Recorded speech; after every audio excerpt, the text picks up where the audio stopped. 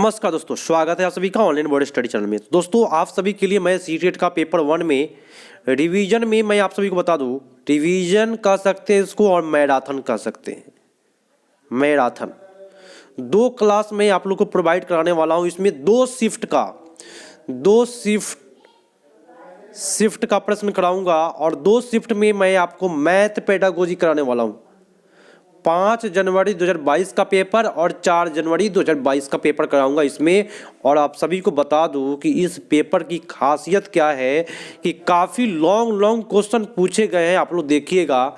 और सभी क्वेश्चन को मैं ट्रिक से और समझा करके बताऊंगा, पूरा ऑपरेशन करके बताऊंगा, ताकि आप लोग जब भी एग्जाम में बैठेंगे तो डेफिनेट रूप से आपका सीटेट का पेपर बेटर गुजरेगा।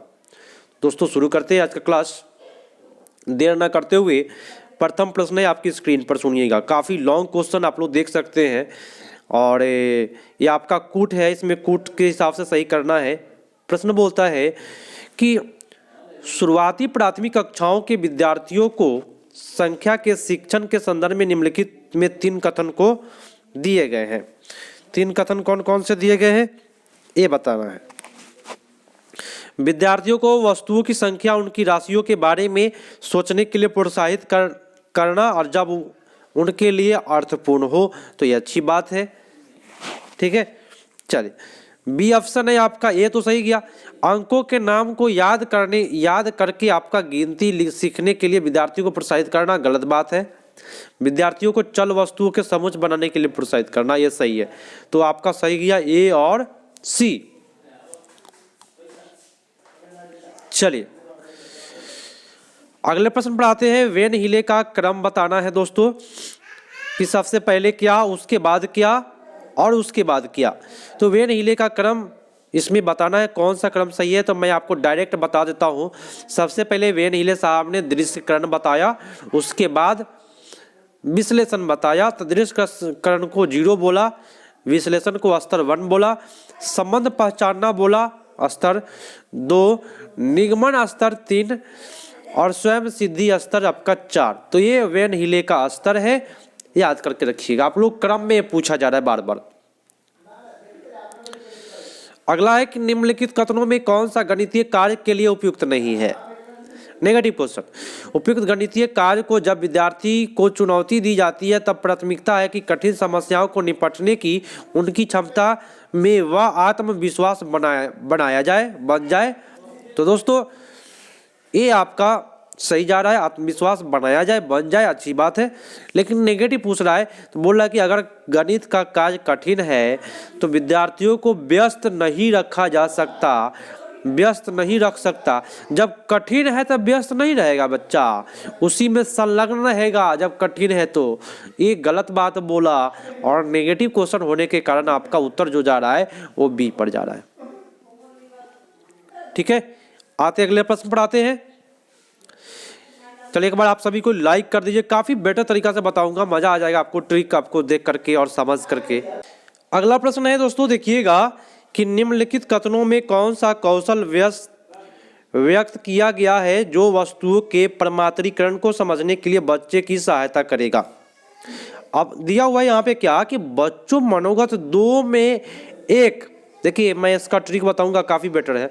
2 में 1, 3 में 2, 4 में 3, 5 में 4, 6 में 5, 7 में 6, इस प्रकार से मैंने इतना में 1 कम अगर दे तो उसका उत्तर याद रखिएगा, उसको कहते हैं पदानुक्रमिक समावेशन। जैसे कि 10 में तो 9, 20 में तो 19, इसको कहते हैं पदानुक्रमिक समावेशन।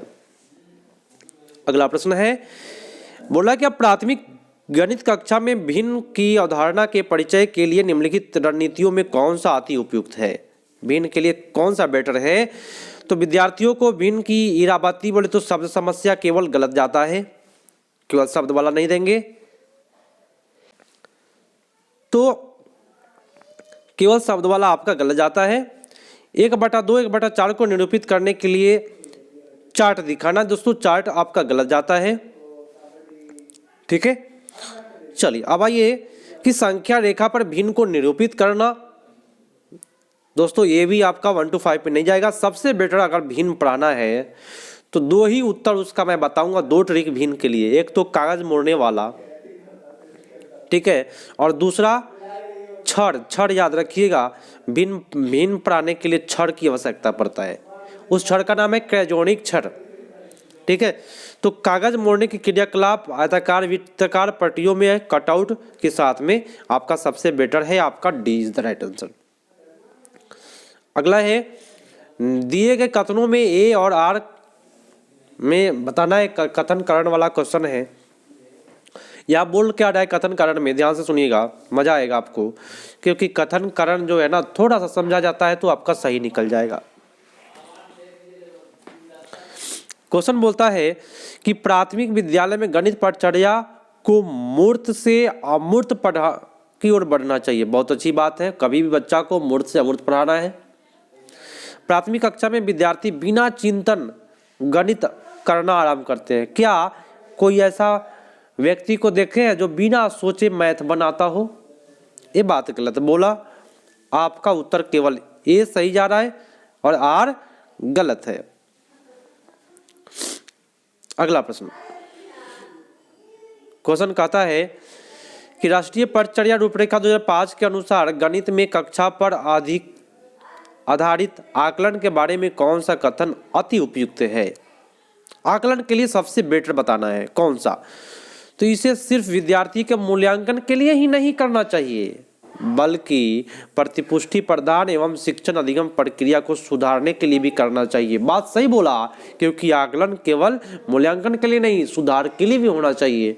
ये यहाँ पे सही बोल रहा है। नेक्स्ट प्रश्न है दोस्तों, देखिएगा। क्वेश्चन कहता है कि निम्नलिखित क्रम में कौन सा प्राथमिक स्तर के अभिकर्ताओं में गणित अधिगम के बारे में सही है? दोस्तों यहाँ पे कूट है, देखिए, बच्चे विद्यालय में गणित के बारे में कुछ विचार मत के साथ आते हैं। ये अच्छी बात है भाई, बच्चा खाली नहीं आता है। विद्यालय आने से पहले गणित के बारे में बच्चे के विचार मत स्कूल के लिए असंगत होते हैं। ये बात गलत बोला। तो यहाँ ए सही जा रहा है, आप लोग ध्यान दीजिएगा। ए सही हुआ है, अभी तक ए सही हुआ है।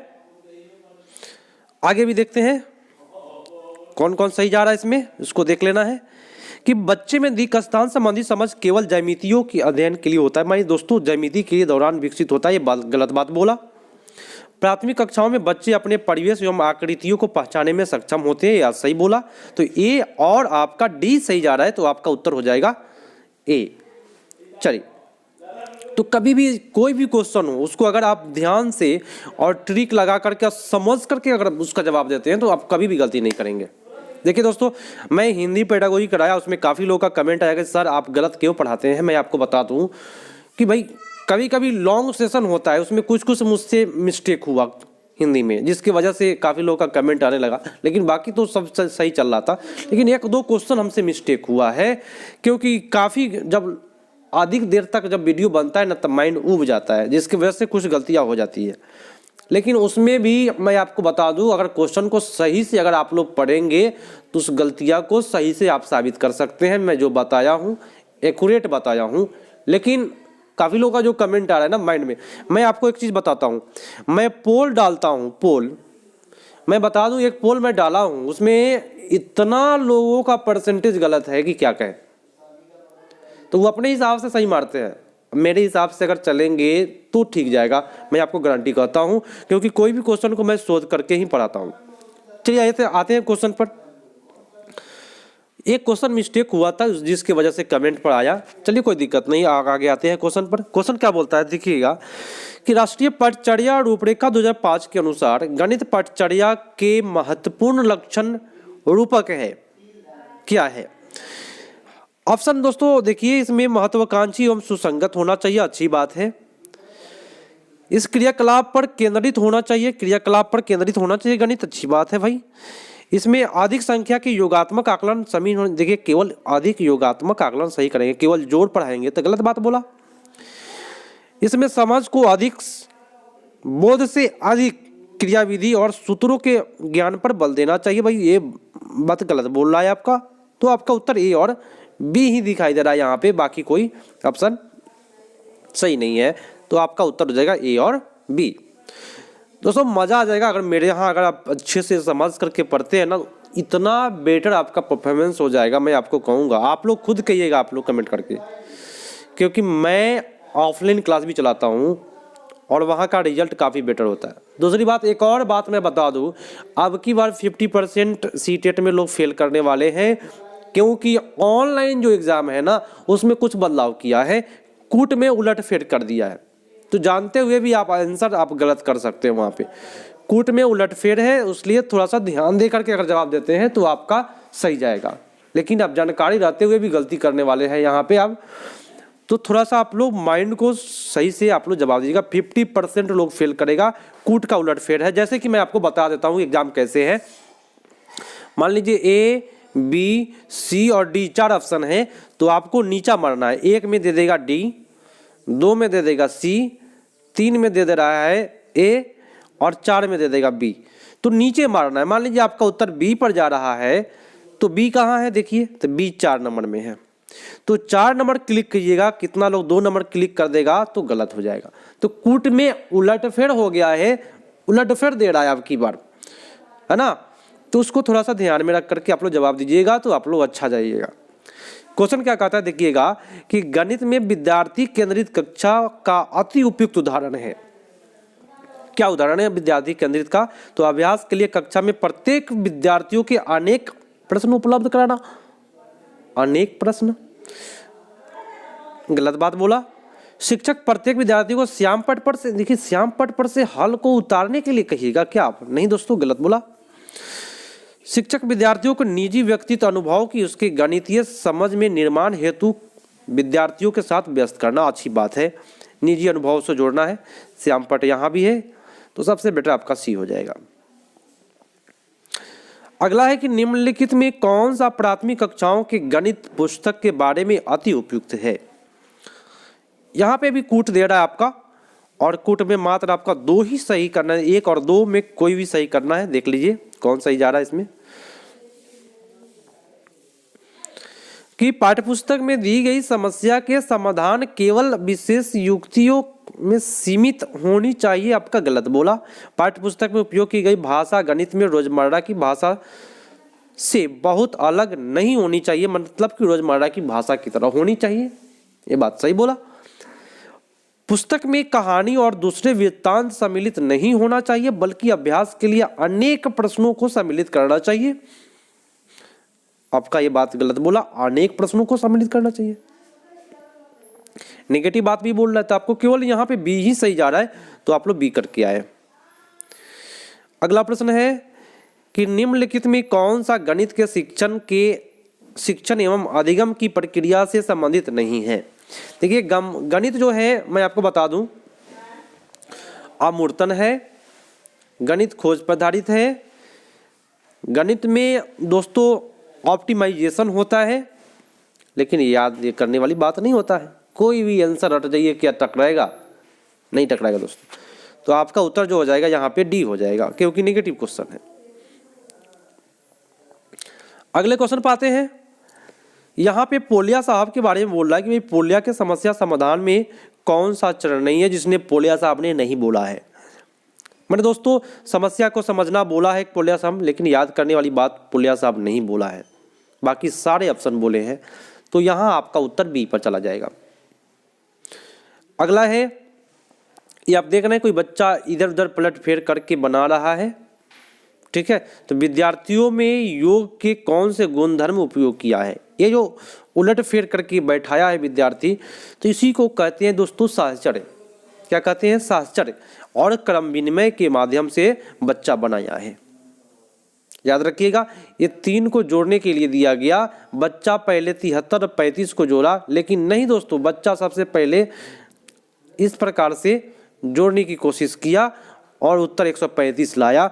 तो इसको क्रम विनिमय और सहचर नियम कहते हैं। आपको माइंड में याद रख के चलना पड़ेगा इसको। देखिए इसमें क्या है कि एक विद्यार्थी गुणा करने की समस्या को हल करता है। देखिए गुणन कैसे कर रहा है बच्चा, 35 दूना सीधा कर दिया 70, और 3 2 जोड़ के 2 और 3 जोड़ के 75 कर दिया, ठीक है। तो ये क्या त्रुटियां कर रहा है यहाँ पे, ये बताना है आप लोगों को। त्रुटियां क्या है दोस्तों, मैं आपको बता देता हूं कि त्रुटियां है कि 10 तक के पहाड़ों को पुनः स्मरण कराने में, नहीं दोस्तों ऐसा बात नहीं है, असमर्थ है, कोई बच्चा याद नहीं कर पाएगा, गलत बात बोला। विद्यार्थियों ने योग की कलन विधि को गुणन में अति विस्तारित कर दिया है, जिसके वजह से ये आपका यही है, योग की कलन विधि को गुणन में विस्तारित कर दिया है। यहां पे देखिए क्या किया है, मैं आपको बताऊं,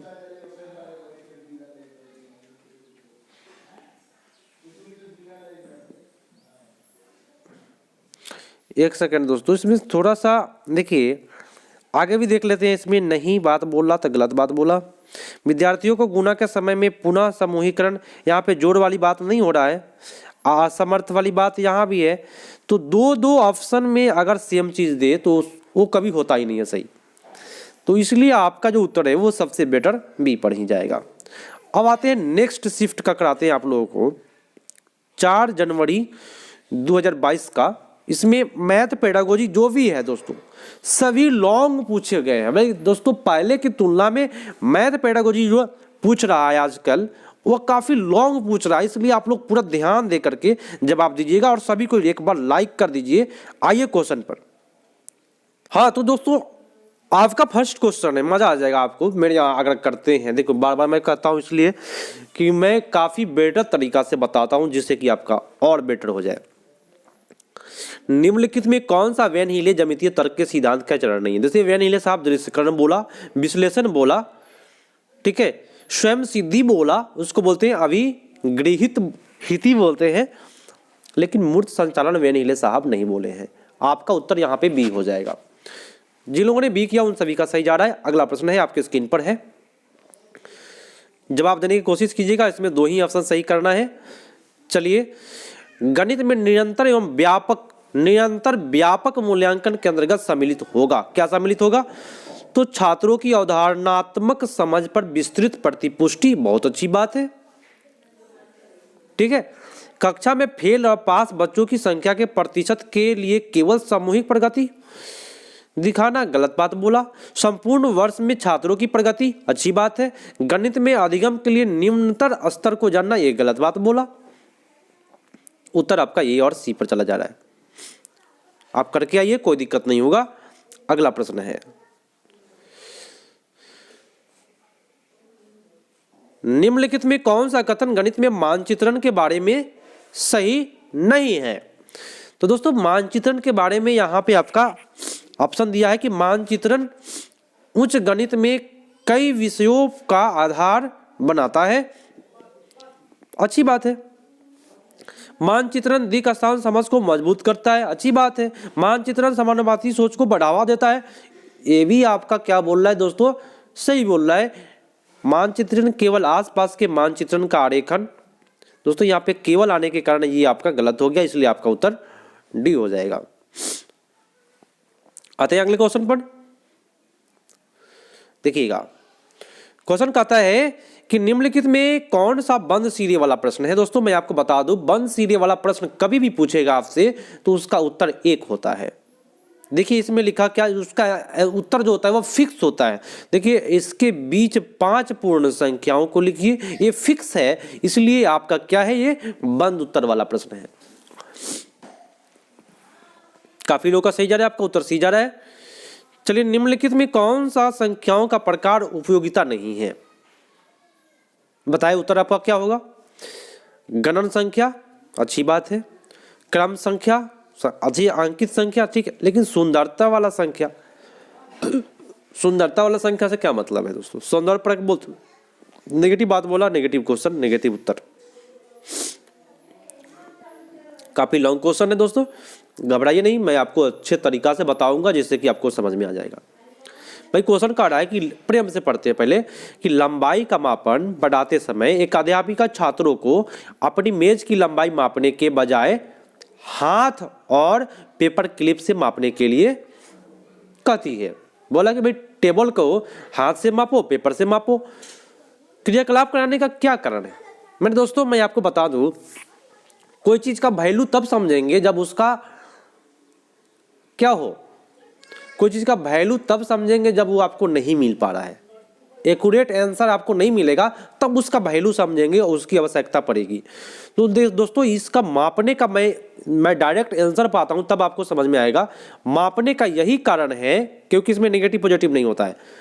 वह चाहती है कि विद्यार्थियों के मापन के मानक इकाई की आवश्यकता को समझे, इसलिए वो करे कि हाथ से मापो। तो किसी बच्चा का हाथ छोटा होगा, किसी का बड़ा होगा, तो बच्चा सोचेगा सर काश ऐसा चीज होता जिससे कि सब कोई समान मापता।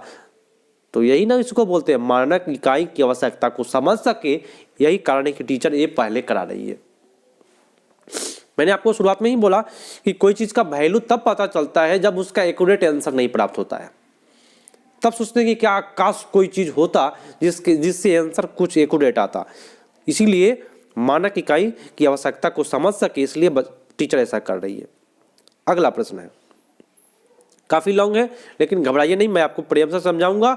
और क्वेश्चन कहता है कि एक प्राथमिक विद्यालय के गणित की अध्यापिका ने अपने छात्रों को पैमाना निकालने के लिए कहा क्योंकि लंबाई के मापन का विषय पढ़ाने जा रही थी। छात्रों को भ्रमित की कि वे राजा रानी जैसे निकाल सकते हैं।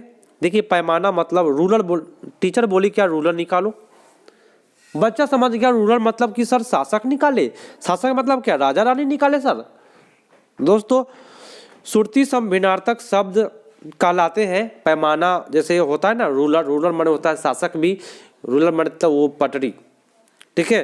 तो कक्षा में अध्यापिका किस चुनौती से संबंधित कर सकती है। दोस्तों अगर मान लीजिए मैं आपको एक ट्रिक बताता हूँ, समझाता हूँ क्वेश्चन क्या बोला। जैसे कि होता है आंगन, आंगन कहे तो एक आंगन मने स्त्री होता है, एक आंगन मने होता है घर का आंगन। तो ऐसा वर्ड कभी भी अगर आता है तो बच्चा को स्पष्ट करके बताना चाहिए, ठीक है, कि जब भी वह पढ़ाते समय इस प्रकार के शब्द आते हैं, अगर आप एक टीचर बनने जा रहे हैं तब क्या करिए, अध्यापिका को बच्चों को ध्यान गणित के संदर्भ में प्रयुक्त विशिष्ट अर्थ की ओर आकर्षित करना चाहिए कि इसका अर्थ क्या है वह निकालने के लिए बोला जाएगा। ठीक है दोस्तों, तो सबसे बेटर आपका उत्तर यहाँ पे बी पर ही जाएगा। अगले क्वेश्चन पर आते हैं। देखिएगा क्वेश्चन लॉन्ग है। क्वेश्चन कहता है कक्षा 3 की एक अध्यापिका अपने छात्रों के लिए निम्नलिखित प्रश्न पढ़ती है। क्या, अगर मैं दहाई में से इकाई को घटाती हूं तो उत्तर क्या होगा। छात्रों में से एक जवाब देता है उत्तर शून्य होगा। मतलब कि 2 दहाई में से 2 इकाई घटाता हूं तो 2 दहाई में से 2 इकाई घटाऊंगा तो 18 आएगा। लेकिन एक बच्चा समझ लिया 2 में से 2 घटाना, उत्तर दे दिया शून्य। मतलब उसको जो है इकाई दहाई की संकल्पना नहीं आ रहा है, जिसके कारण वह उत्तर शून्य दिया है। तो आप क्या करिएगा, छात्रों में स्थानीय मान की संकल्पना को क्या करेंगे, दृढ़ करने के लिए शिक्षक को मूल सामग्री का प्रयोग करना चाहिए। ठीक है, क्योंकि 2 दहाई में से 2 इकाई घटाने के लिए बोला गया, समझा क्या 2 में से 2 घटाना है, 0 हो गया। तो उसको स्थानीय मान नहीं आ रहा है, उत्तर आपका बी पर चला जाएगा। अगला है कि भिन्न के योग की अवधारणा को पढ़ाने पाठ की योजना बनाते समय एक अध्यापिका आयताकार पट्टी को मोड़ने का क्रियाकलाप का उपयोग कर रहा है।